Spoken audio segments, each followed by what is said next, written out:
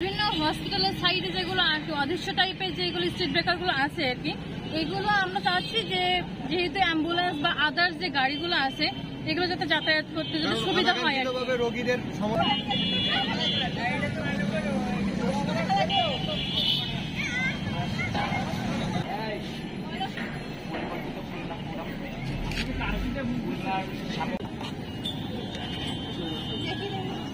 আবার উঠে গেল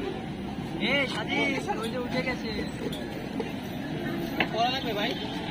না না না ছবি উঠাই এটা কেমন করে আমাদের ভুলটা হয়ে গেছে। সরে দাও, একটু সরে দাও, সরে দাও। পরিকল্পিত খুলনা ফোরাম খুলনার সকল স্তরের সাধারণ ছাত্র সমাজ নিয়ে গঠিত এবং সকল স্বেচ্ছাসেবী সংগঠনের সমন্বয়ে গঠিত পরিকল্পিত খুলনা ফোরামের ব্যানারে আমরা সাধারণ ছাত্ররা আজকে এসেছি খুলনা মেডিকেল কলেজের যে রাস্তা, এখান থেকে অ্যাম্বুলেন্স এবং সকল ধরনের বাস ট্রাক চলাচল করে। এখানকার স্পিড ব্রেকারগুলা অনেক দূর থেকে দেখা যায় না, তাই এই স্পিড ব্রেকারের যে রংগুলা করা ছিল সেগুলো উঠে গেছে। আমরা ছাত্রদের অর্থায়নে আমরা একটা ফান্ডিং তৈরি করে এখানে রং করার চেষ্টা করেছি।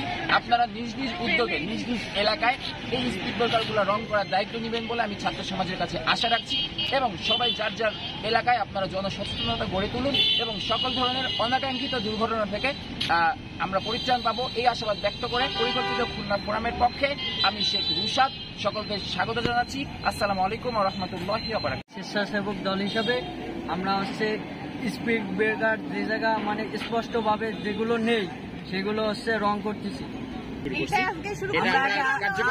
জানেন মানে